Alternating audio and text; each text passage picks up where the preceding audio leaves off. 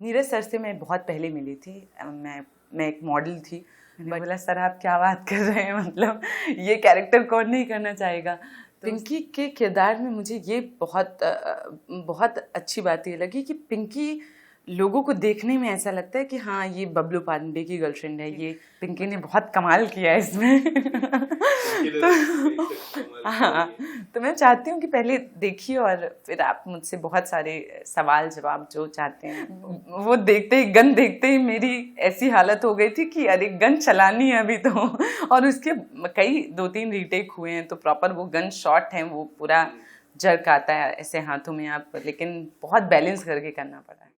शालिनी, सबसे पहले इंस्पेक्टर अविनाश काफी अमेजिंग सीरीज है एंड जिस तरह से जो हाल ही में चर्चा हो रही है काफी अच्छी है। और आपका किरदार पिंकी का हाँ, जो 5th एपिसोड में आया और काफी धमाकेदार शुरुआत थी।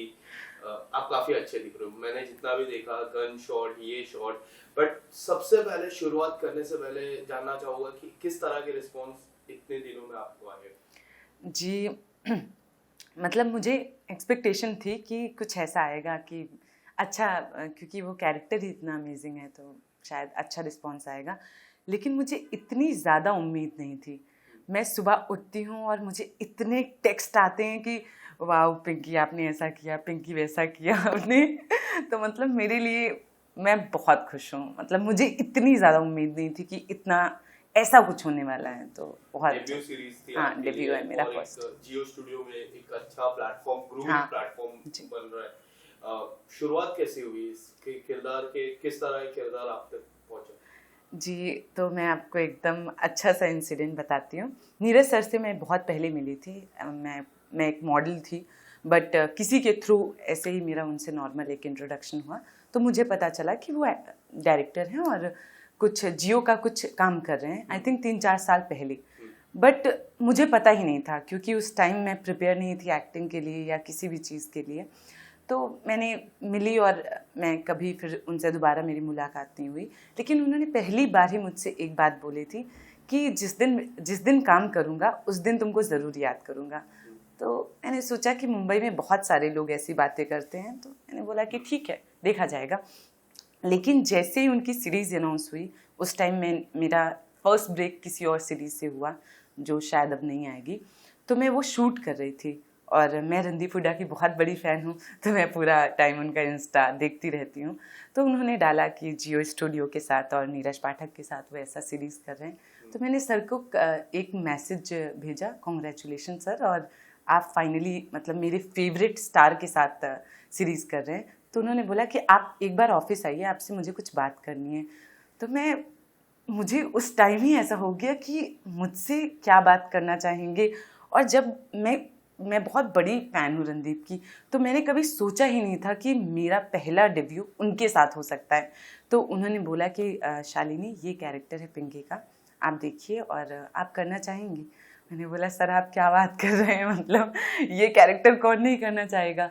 तो उसके बाद उन्होंने मुझे लुक टेस्ट लिया, मेरा ऑडिशन लिया और उनको बहुत अच्छा लगा।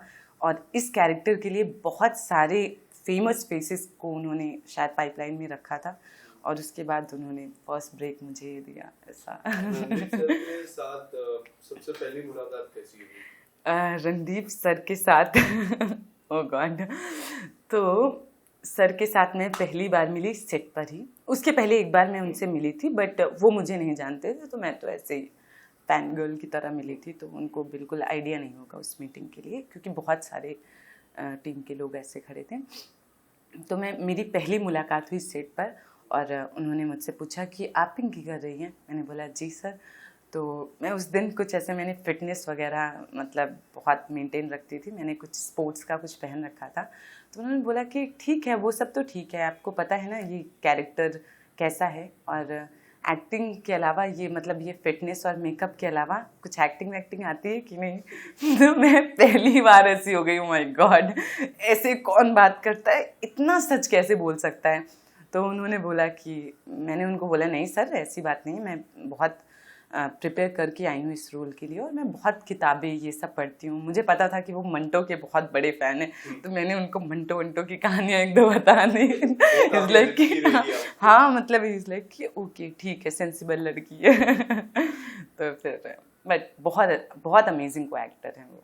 सुनने में ये भी आई कुछ लाइनें भी भूल गए आप। हाँ, क्योंकि पहली बार मुझे ऐसा लाइफ में फील हुआ, मैं ऐसे स्टक हुई उनको देखते ही। मेरा उनके साथ लाइन था और पूरी मतलब सीरीज में ही ऐसा था कि पिंकी को लाइंस नहीं दी जाएंगी, क्योंकि मैं इतनी जल्दी याद करती हूँ और बोलना स्टार्ट कर देती हूँ। मतलब आप मुझे स्क्रिप्ट दोगे और 2 बार मैं देखती हूँ स्क्रिप्ट और मुझे याद हो जाती है। तो मेरे साथ ऐसा रूल हो गया था कि तुमको लाइन सब नहीं दी जाएंगी, तुमको थोड़े टाइम पहले ही दी जाएंगी, क्योंकि तुम याद कर लेती हो और फिर याद करके तुम अपने हिसाब से सब कुछ बोलने स्टार्ट कर देती हो। और रणदीप के सीन के लिए मैं कुछ ज़्यादा ही प्रिपेयर करके चली गई। मैंने बहुत पूरी लाइंस बिल्कुल रट ली। जाते ही मैंने लाइंस बोलना स्टार्ट की। उन्होंने बोला कि क्या चल रहा है ये तुम इधर आओ, पहले तुमको ढंग से समझाते हैं।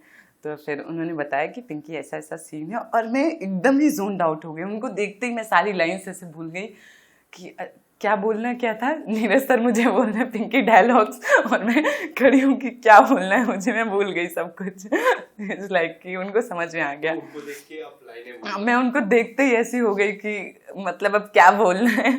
मैं भूल गई कि अभी मैं एक्टिंग कर रही हूँ, मैं ऐसी एकदम नॉर्मल।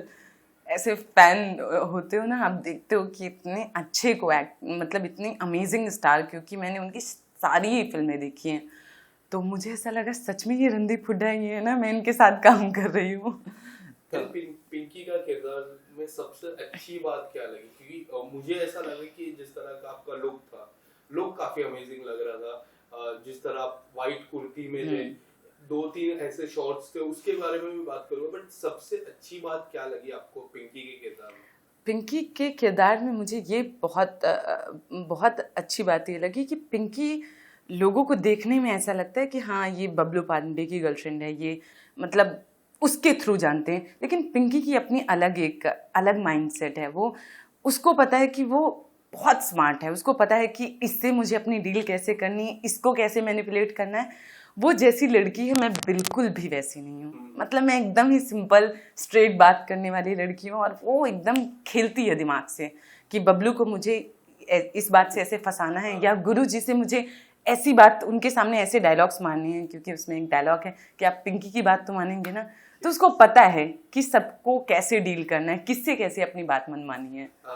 जिन्होंने नहीं देखी उनको क्या कुछ कहना चाहोगे? बबलू और पिंकी का किरदार किस तरह है, जिन्होंने सीरीज नहीं देखी? अच्छा, तो मैं ये कहना चाहूँगी, सबसे पहले तो सीरीज़ देखिए, क्योंकि मेरी वजह से नहीं, इसमें बहुत सारे कैरेक्टर्स हैं, बहुत ही अमेजिंग एक्टर्स हैं। अभिमन्यु सिंह जो एकदम डिफरेंट ही लुक में कुछ आ रहे हैं और बहुत अच्छा काम किया। अमित सियाल, रणदीप हुड्डा, और बहुत ही अमेजिंग एक्टर्स हैं। तो सबसे पहले तो उनके लिए देखिए, उसके बाद आप देखिए कि पिंकी ने बहुत कमाल किया है इसमें।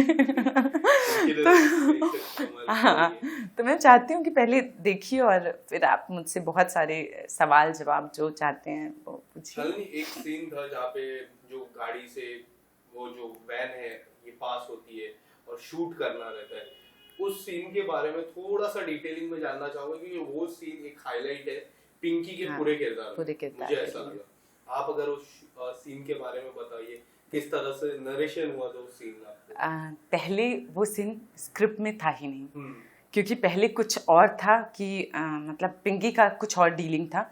लेकिन जब नीरज सर ने मेरे 2-3 शॉट्स देखे तो उनको लगा कि पिंकी का कैरेक्टर बहुत लाइट हो रहा है। तो उन्होंने बोला कि पूरी टीम को बैठाला और मुझे भी बोला कि इस कैरेक्टर को थोड़ा सा और चाहिए, क्योंकि पहले ये कैरेक्टर ही इतना बड़ा नहीं था, सिर्फ एक गर्लफ्रेंड थी और सिर्फ उसके 2-3 सीन। बट नीरज सर ने मेरे बहुत सारे सीन्स बढ़ाए, क्योंकि उनको लगा कि मैं बहुत अच्छा परफॉर्म कर रही हूँ। उनको लगा कि ये एक कैरेक्टर है फीमेल्स में जो मतलब बहुत ज़्यादा हाईलाइट होगा। उन्होंने मुझे सेट पर ही बोल दिया था कि एक दिन ऐसा होगा कि लोग पिंकी ऐसे गूगल करेंगे, सर्च करेंगे और बोलेंगे कि पिंकी कौन है, क्या है, और सेम वो सारी चीज़ें हो रही हैं। तो उन्होंने ही मुझे पूरा सीन ये बनाया गया है, पूरा क्रिएट किया गया है, नीरज सर ने पूरा क्रिएट किया, और उसके बाद ये सीन डाला कि ऐसे हाथ आएगा, ऐसे निकलेगी गन और पिंकी ऐसे शूट करेगी और उसका ये क्लोजअप होगा, पूरा ही उन्होंने क्रिएट किया।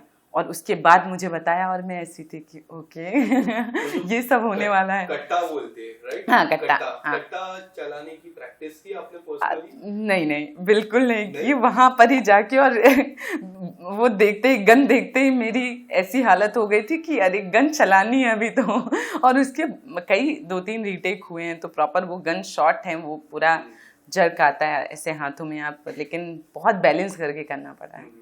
और वो छोटे बच्चे की मैं बात करूं जिसको आप लोग ने अगवा किया, गट्टू काफी क्यूट है। बहुत। ऐसा नहीं लगा कि यार इसको अगवा नहीं कर सकते क्या? कितना क्यूट चेहरा है, इतना मासूम। अगर कुछ आप बताना चाहोगे किस तरह से? ऐसा पहले मैं बहुत कुछ तो रिवील नहीं कर सकती, बट कुछ था ऐसा कि पिंकी और गट्टू का ऐसा कुछ रिलेशन था, बट मतलब क्योंकि बहुत अलग डायरेक्शन